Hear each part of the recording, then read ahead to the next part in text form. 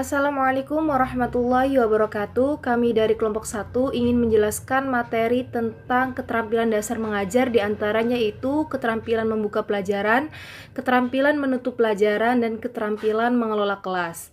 Yang pertama, keterampilan membuka pelajaran. Apa sih keterampilan membuka pelajaran itu? Yaitu suatu usaha yang dilakukan oleh guru dalam mempersiapkan peserta didik untuk mengikuti proses pembelajaran. Nah, persiapan tersebut meliputi kondisi siap mental peserta didik dan menumbuhkan perhatian siswa agar terpusat pada kegiatan yang akan dilakukan. Keterampilan membuka pelajaran itu sangat penting. Kenapa? Karena disinilah awal pembelajaran berlangsung. Nah, dengan adanya pendahuluan, maka bisa menarik perhatian siswa, antusias siswa, semangat siswa juga untuk belajar pada hari itu. Nah, bayangkan saja jika kita mengajar langsung kepada inti pelajaran, maka siswa akan merasa jenuh, bosan, ataupun tidak bersemangat. Komponen keterampilan dasar mengajar. Yang pertama itu memfokuskan perhatian siswa.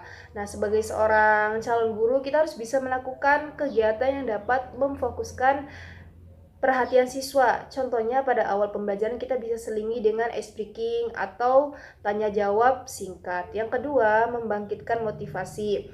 Nah, sebagai calon guru juga kita harus memiliki sikap yang ramah, antusias, dan penuh keakraban yang bisa membangkitkan motivasi siswa agar mau belajar. Yang ketiga, guru menjelaskan sedikit kegiatan apa yang akan dilakukan bersama-sama. Dan yang keempat, memberikan kaitan. Jadi guru memberikan materi yang akan disampaikan dan menghubungkannya dengan materi yang telah diajarkan. Assalamualaikum warahmatullahi wabarakatuh. Apa kabar anak-anak ibu semuanya? Alhamdulillah, semoga semua dalam keadaan sehat walafiat ya. Baik, sebelum kita mulai pembelajaran pada hari ini, mari sama-sama kita berdoa. Anak-anak ibu semuanya duduk yang rapih ya. Silahkan ketua kelas dipimpin untuk berdoa. Nah, sekarang ibu akan mengecek kehadiran kalian semua. Apakah semuanya hadir? Alhamdulillah bagus, hari ini semuanya hadir ya. Hari ini kita akan belajar tema 7, yaitu tentang mengidentifikasi bangun datar simetris dan tidak simetris. Pada pembelajaran sebelumnya, Ibu kemarin sudah menyampaikan tentang bangun datar yang memiliki sumbu simetri lipat dan tidak memiliki sumbu simetri lipat. Nah, di sini sudah Ibu gambarkan diantaranya persegi, persegi panjang, segitiga, jajar genjang, dan segitiga sembarang. Ibu mau tanya nih, apakah di antara semua bangun datar ini memiliki simetri lipat? Ya, bagus. Anak ibu pintar-pintar ya. Di antara semua ini ada yang tidak memiliki simetri lipat, yaitu apa saja, Bowo? Ya, benar, jajar genjang. Kemudian apa lagi, Siti? Ya, bagus, segitiga sembarang. Nah, dua bangun datar ini tidak memiliki simetri lipat. Nah, bangun datar yang di atas itu memiliki simetri lipat tidak ya? Ya, bagus, memiliki simetri lipat. Pada bangun persegi, berapa simetri lipatnya, Joko? Ya, betul, ada 4. Kemudian Rani, ada berapa simetri lipat persegi panjang? Ada 2, iya hebat. Kemudian lagi, Sekar, berapa simetri lipat pada segitiga? Ya, ada 1. Hebat semua anak ibu, tepuk tangan. Berarti anak ibu mengulang pelajaran yang sebelumnya. Nah, tujuan pembelajaran kita pada hari ini yaitu dengan membuat sumbu simetri, siswa dapat mengidentifikasi bangun datar yang memiliki simetri lipat dengan menggunakan benda konkret dengan tepat. Nah, benda konkret itu benda yang nyata ya anak-anak ibu.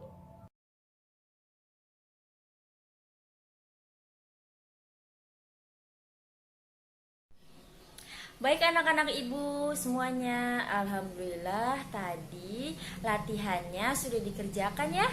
Dan hasilnya sangat memuaskan. Anak ibu hebat. Sudah paham ya materi yang sudah ibu sampaikan pada hari ini.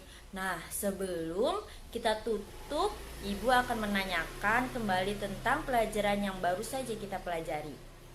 Bagaimana cara kita mengidentifikasi dan membedakan bangun datar yang simetris dan tidak simetris. Bagaimana? Iya, bagus. Caranya yaitu membedakannya bangun datar, simetris dan tidak simetris tergantung pada simetri lipat yang dimiliki oleh bangun datar tersebut.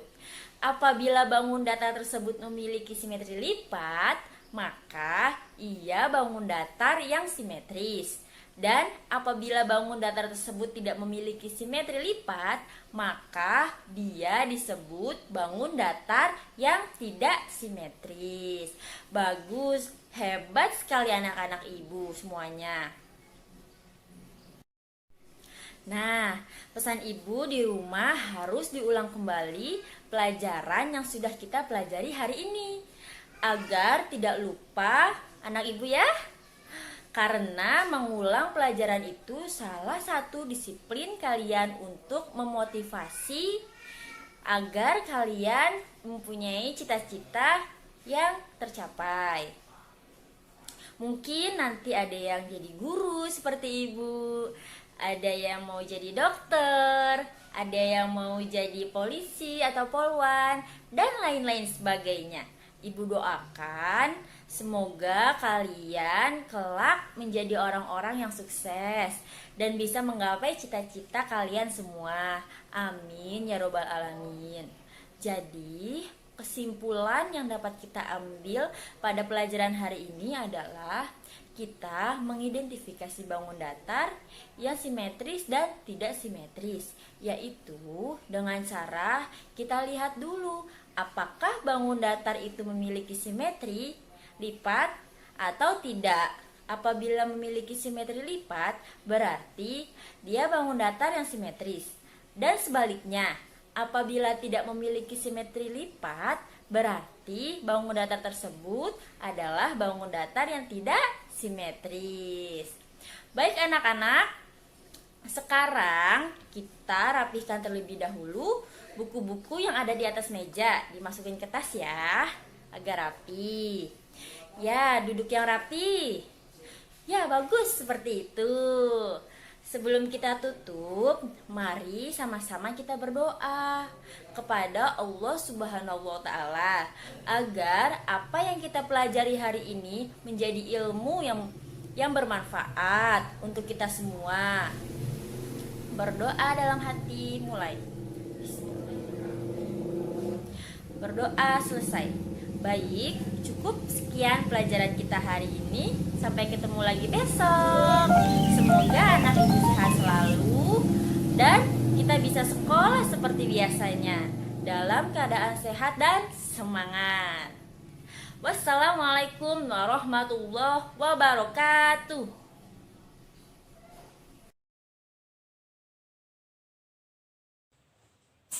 Keterampilan mengelola kelas, yaitu suatu kemampuan yang harus dimiliki oleh seorang guru agar mampu menciptakan suasana yang aktif namun tetap kondusif. Berbicara tentang mengelola kelas bukan hanya berbicara tentang posisi tempat duduk, posisi papan tulis, atau posisi peserta didik yang tubuh kecil atau berteman di depan. Bukan hanya berbicara tentang itu, tapi di sini juga kita berbicara atau membahas mengenai suasana yang ada dalam proses belajar mengajar itu sendiri. Tujuan mengelola kelas menurut Ahmad ada 3. Yang pertama, mewujudkan situasi dan kondisi kelas yang memungkinkan peserta didik dapat mengembangkan kemampuannya. Jadi di sini pendidik juga harus bisa mewujudkan situasi kelas yang aktif namun tetap kondusif. Yang kedua, menghilangkan berbagai hambatan yang dapat menghalangi terwujudnya interaksi proses belajar mengajar. Yang ketiga, menyediakan dan mengatur fasilitas atau peralatan yang mendukung untuk siswa belajar. Prinsip-prinsip mengelola kelas. Yang pertama, hangat dan antusias. Sebagai seorang guru, kita harus mampu menciptakan suasana yang hangat dan antusias dalam kelas. Guru yang bersikap hangat terhadap peserta didiknya akan memunculkan antusias siswa dalam belajar. Yang kedua, meningkatkan kegairahan kegairahan belajar peserta didik. Bagaimana kita bisa mengetrek perhatian peserta didik supaya dapat mengikuti pelajaran dengan sebaik-baiknya? Yang ketiga, bervariasi. Sebaiknya kita melakukan variasi-variasi tertentu pada teknik, metode, atau kegiatan yang ada di dalam kelas. Misal, pertemuan pertama kita menggunakan metode X dan pertemuan selanjutnya kita menggunakan metode Y, seperti itu. Yang keempat, luwes. Sebagai seorang guru, kita harus memiliki keluasan dalam mengelola kelas. Luwes di sini maksudnya kita dapat menempatkan diri layaknya sebagai pendidik atau pembimbing dalam kelas. Jadi di sini tidak boleh kaku atau monoton. Kemudian yang terakhir, pemberian penekanan. Sebagai seorang guru dalam mengelola kelas, kita harus mampu memberikan penekanan-penekanan pada aspek-aspek tertentu. Misalnya, ketika ada peserta didik yang melakukan kesalahan, kita bisa memberikan punishment. Tapi ketika sebaliknya, ketika ada peserta didik yang memiliki kemampuan yang lebih dari yang kita harapkan, di sini kita bisa memberikannya reward, seperti itu.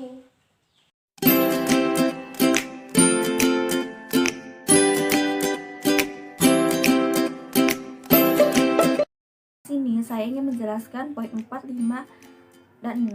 Nah, poin 4 itu mengenai komponen keterampilan mengelola kelas.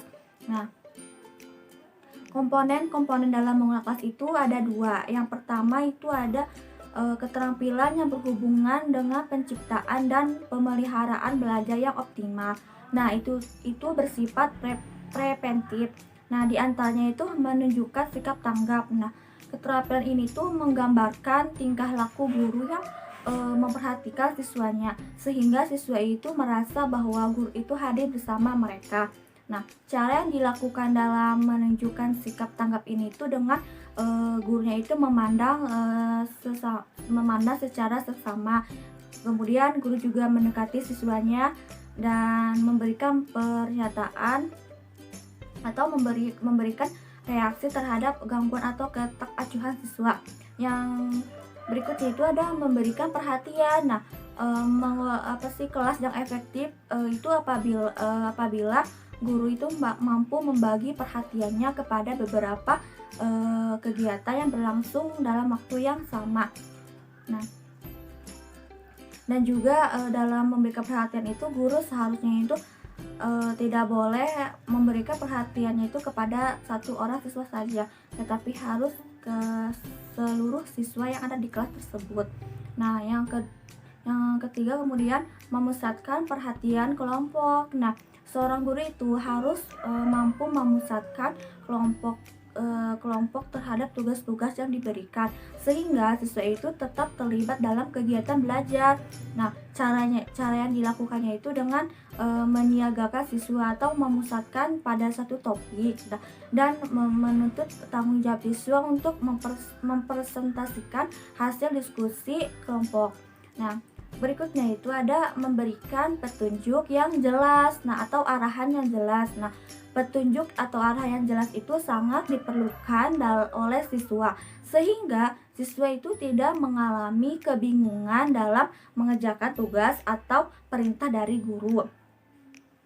Kemudian ada menegur siswa bila melakukan tindakan menyimpang. Nah, siswa yang telah mengganggu proses pembelajaran itu dapat diberi teguran. Nah, tegurannya juga harus tegas dan jelas. Nah, tetapi harus menghindari perkataan kasar atau menghina. Nah, kemudian ada memberikan penguatan. Nah, segala tingkah laku hendaknya itu diberi penguatan, baik itu penguatan positif maupun negatif, dan teguran pada perilaku siswa yang telah menyimpang.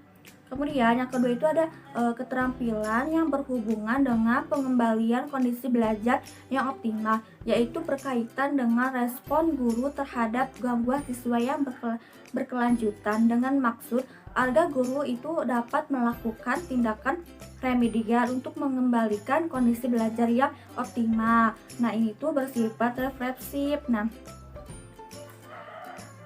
Diantaranya itu guru dapat menggunakan strategi yang diantaranya itu ada modifikasi tingkah laku. Nah, guru itu hendaknya menganalisis tingkah laku siswa yang mengalami masalah atau kesulitan dan berusaha memodifikasi tingkah laku tersebut dengan cara mengaplikasikan pemberian penguatan secara sistematis. Kemudian ada guru menggunakan pendekatan pemecahan masalah kelompok dengan cara memperlancar tugas-tugas melalui kerjasama di antara siswa dan memelihara kegiatan-kegiatan kelompok. Kemudian menemukan dan memecahkan tingkah laku yang menimbulkan masalah. Nah, di samping dua keterampilan mengolah kelas tersebut, nah guru juga harus memperhatikan perihal lainnya ya, seperti menghindari campur tangan yang berlebihan, kemudian menghentikan penjelasan tanpa alasan, ketidaktepatan memulai dan mengakhiri kegiatan, dan penyimpangan. Kemudian ada pendekatan dalam mengolah kelas. Yang pertama itu ada pendekatan kekuasaan.